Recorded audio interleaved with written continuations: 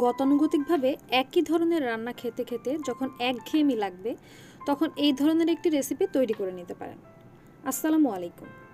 আজকে আমি আপনাদের সাথে শেয়ার করব চিচিঙ্গা ভাজির একটি রেসিপি, যেটাকে অনেকে ভিন্ন নামেও চিনে থাকে।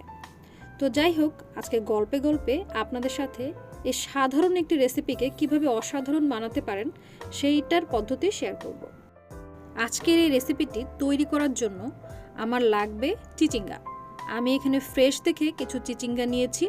এখানে 250 গ্রাম মতো চিচিঙ্গা আছে। চিচিঙ্গাগুলোকে ভালো করে ধুয়ে ওপরের খোসা ছাড়িয়ে পাতলা করে ছোট ছোট টুকরা করে নিতে হবে। তাহলে চলুন টুকরা করে নেই। দেখতে পাচ্ছেন আমি চিচিঙ্গাগুলোকে খুব সুন্দর করে পরিষ্কার করে নিয়েছি খোসা ছাড়িয়ে। চিচিঙ্গাগুলো খুব সুন্দরভাবে পরিষ্কার করে নিতে হবে। এরপর চলুন পরবর্তী স্টেপ শুরু করি। এখন নিয়ে নিচ্ছি কিছু পেঁয়াজ কুচি, কাঁচা মরিচ কুচি, সাথে একটি ডিম আর নারকেল কোড়া। নারকেল কোড়াটা দিলেই এর স্বাদের পরিবর্তন হবে। আমি এখানে দুটি মিডিয়াম সাইজের পেঁয়াজ নিয়ে নিয়েছি। এখন চুলায় একটি প্যান বসিয়েছি, তার মধ্যে দিয়ে দিচ্ছি অল্প একটু তেল। তেলটা গরম হয়ে যাক। অন্যদিকে ডিমটাকে ফেটিয়ে নিচ্ছি। হালকা একটু লবণ দিয়ে ডিমটাকে ফেটিয়ে নিচ্ছি এবং এখন ডিমটাকে স্ক্রাম্বল করে নিব।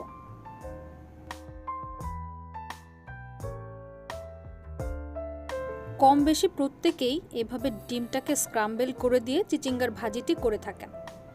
এটা খুবই কমন একটা বিষয়, কিন্তু এখানে ইউনিক একটি বিষয় হচ্ছে নারকেল কোড়া দেওয়া। এই রেসিপিটি আমি শিখেছিলাম বরিশালের এক আপুর কাছ থেকে। তার এই রেসিপিটি খেয়ে আমি যেন এখনও ভুলতে পারি না সেই স্বাদ। তো তারই প্রেক্ষিতে আজকে আমি আপনাদের সাথে এই রেসিপিটি শেয়ার করছি। ডিমগুলো এখন তুলে নিচ্ছি এবং একই প্যানে আরও বেশ কিছুটা কুকিং অয়েল দিয়ে দিচ্ছি। তেলটা দিয়ে একটু গরম হলে এর মধ্যে দিয়ে দিব পেঁয়াজ এবং কাঁচামরিচ, যেগুলো আমি আগেই কুচি করে রেখেছি। এগুলো একটু নেড়েচেড়ে ভেজে নিব। এরপর এর মধ্যে দিয়ে দিব হাফ চামচের একটু কম আস্ত জিরা।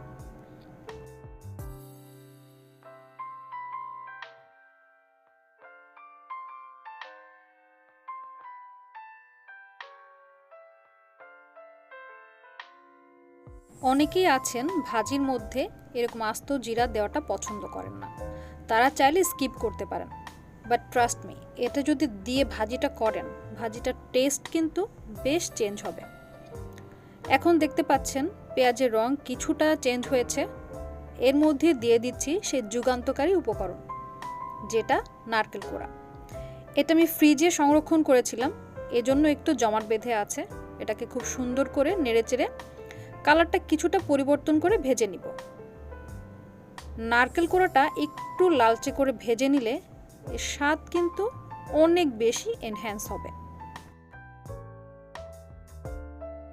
এই একটি মাত্র উপকরণ ব্যবহার করেই কিন্তু আপনার চিচিঙ্গা ভাজির স্বাদের আমূল পরিবর্তন আনতে পারেন। বিশ্বাস না হলে একবার বাসায় তৈরি করেই দেখুন। এখন আমি এই পর্যায়ে টুকরা করে রাখা চিচিঙ্গাগুলোকে দিয়ে দিচ্ছি। চিচিঙ্গাগুলো দিয়ে খুব সুন্দর করে নেড়েচেড়ে নিব। সেই সাথে দিয়ে দিব পর্যাপ্ত পরিমাণ লবণ এবং হলুদ। লবণ এবং হলুদ একটু পরিমাণ বুঝে দিবেন, কারণ আমরা যে স্ক্রাম্বল এগ করেছিলাম ওর মধ্যে কিন্তু কিছুটা লবণ দিয়েছি। এখন নাড়াচাড়া করে খুব সুন্দরভাবে মিশিয়ে নিব। দেখতে পারবেন ধীরে ধীরে চিচিঙ্গা থেকে এর গায়ের পানি ছেড়ে দিচ্ছে।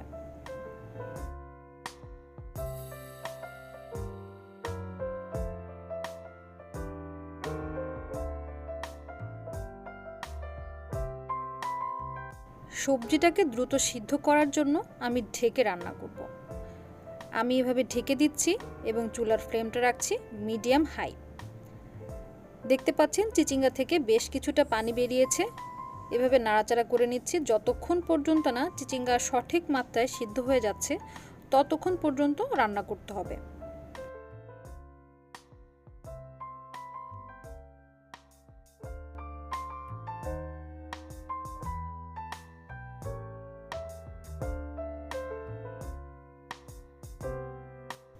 সবজি থেকে যে পানিটি বেরিয়েছিল এটা যখন কিছুটা টেনে আসবে, তখন আমরা এর মধ্যে অ্যাড করে দিব আগে থেকে স্ক্রাম্বল করে রেখেছিলাম যে ডিম, সেটি। ডিমটি দিয়ে খুব সুন্দর করে মিশিয়ে নিব। দেখতেই পাচ্ছেন এভাবে অবশ্য সবাই করে থাকেন, এটা নতুন করে বলার কিছুই নাই।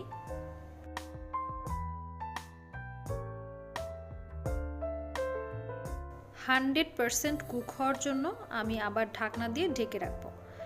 এবং দেখতে পাচ্ছেন ঢাকনাটা যখন তুলেছি তখন ভাজির ভেতর তেল ভেসে আসছে দেখা যাচ্ছে।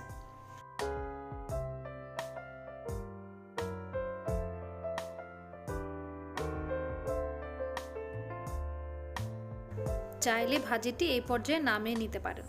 একটু নরম আছে, কিন্তু আমি আরও একটু লালচে ব্রাউন করে এরপর নামাবো।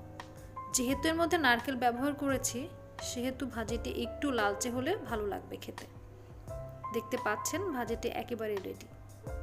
একটু লালচে ব্রাউন করে নামালে হবে কি, এর ভেতর যে নারকেল দেওয়া, নারকেলের ক্রাঞ্চি ভাবটা মুখের মধ্যে খুব ভালোভাবে ফিল হবে। চাইলে কিন্তু এর সাথে চিংড়িও অ্যাড করতে পারেন, সেই ক্ষেত্রে স্বাদেরও একটি বড় পরিবর্তন আসবে। এইভাবে একবার বাসায় ভাজিটি তৈরি করে দেখুন, ট্রাস্ট মি, স্বাদের অনেক পরিবর্তন হবে এবং সবাই খুব পছন্দ করবে। আজ তাহলে এই পর্যন্ত।